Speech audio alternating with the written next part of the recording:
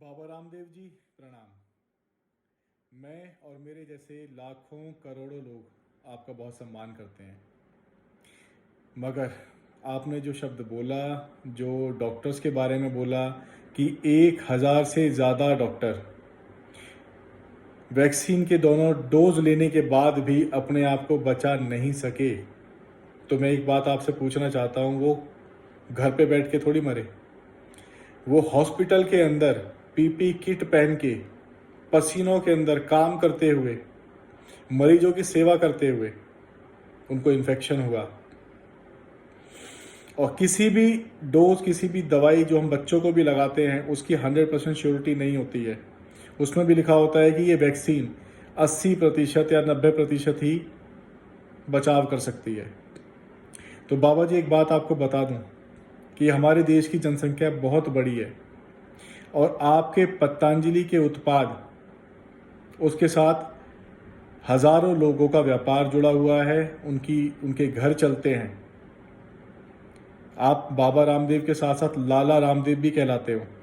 तो लाला जी, अगर किसी भी प्रोडक्ट को प्रमोशन करना होता है या प्रमोट करना होता है तो इतनी घटिया प्रमोशन की स्ट्रेटेजी कभी नहीं अपनानी चाहिए।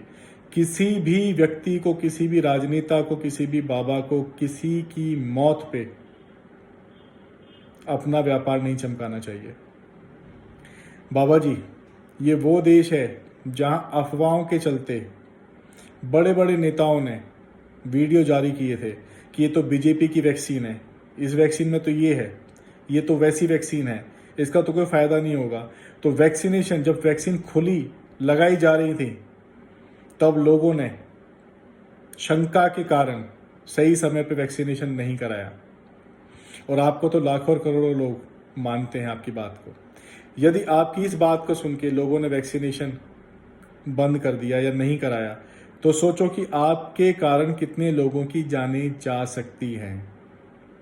हमारे देश की जनता, ये वो जनता है, मैं इस छोटी सी कहानी के माध्यम से बताता हूँ कि इस देश में क्या हुआ। जैसे कि एक सरपंच था, गांव के अंदर बहुत बड़ी दावत करी, दावत 2 दिन चली। किसी ने आके बोला कि मैंने तो इस दावत में हलवा खाया था और हलवा खाने के बाद मुझे दस्त लग गए। तो जो बाकी के लोग थे जिनकी थाली में हलवा था, उन्होंने हलवा वैसे ही छोड़ दिया और आधे से ज्यादा लोगों ने हलवा खाया ही नहीं। सरपंच ने क्या सोचा कि हलवा खराब होगा, देसी घी का बनाया है, चलो इसको मैं दूसरे वाले गांव में भेज देता हूं, यहां तो अफवाह उड़ गई है। वो जो थाली में लोगों के बचा हुआ हलवा था, कुत्तों ने खाया, कुत्तों को दस्त नहीं लगे। ये बात गांव में फैल गई और गांव के लोगों को, क्योंकि हलवा जिन्होंने नहीं खाया था, वो क्या बोलने लगे कि सरपंच ने हमारे बच्चों का, जो बच्चों के हिस्से का हलवा था, वो पड़ोस के गांव में भेज दिया। सोचो, खाया खुद नहीं, किसी के कहने पे, ठीक है, और इल्जाम लगा दिया सरपंच पे। तो ये देश बड़ा सेंसिटिव देश है, यहाँ सेंसिटिव मामले होते हैं। तो आपका ये वक्तव्य बहुत ही गैर जिम्मेदाराना था, ये अच्छी बात नहीं है। बाबा जी, आपसे लोगों की बहुत सारे इमोशन जुड़े हुए हैं, लोग आपको बहुत मानते हैं। आपने योग के लिए जो काम किया है वो शायद ना आपसे पहले और ना आपके बाद में कोई कर सकता है।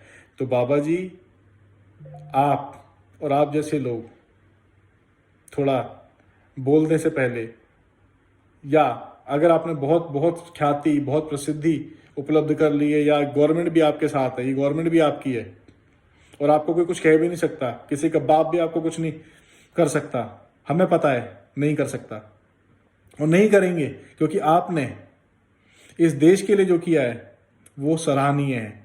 आपने इतने लोगों को एम्प्लॉयमेंट दी है, आपने योग और आयुर्वेद को वो मुकाम देने की कोशिश की। और 2 BAMS और जो डॉक्टर हैं जो योग कराते हैं, उनकी जो डिग्री है, जो क्वालिफाइड लोग हैं, अगर वो इस चीज को प्रचार करें, प्रसार करें और रिसर्च करें, तो हम शायद कोरोना, क्या बहुत सारी बीमारी ऐसी भी हैं जिनकी जो आपने 25 लिस्ट दी है ना, उससे ज्यादा बीमारी हम ठीक कर सकते हैं।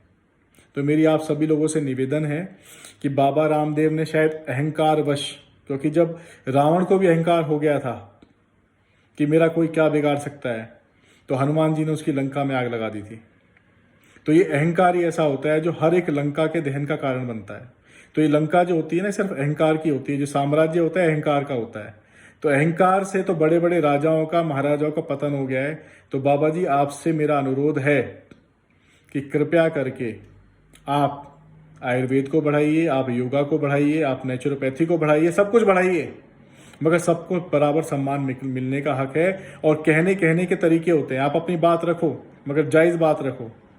और बोलने के लिए जो शब्द का आप इस्तेमाल करते हैं, वो कम से कम ऐसे करें कि जो सुनने वाला है आपके हमेशा जय जयकार करे। मेरा बहुत बहुत धन्यवाद आप लोगों के लिए। अगर ये वीडियो आपको, मेरी बातों से आप जरा भी सहमत हैं, तो ये वीडियो बाबा रामदेव तक जरूर पहुंचाइएगा। धन्यवाद।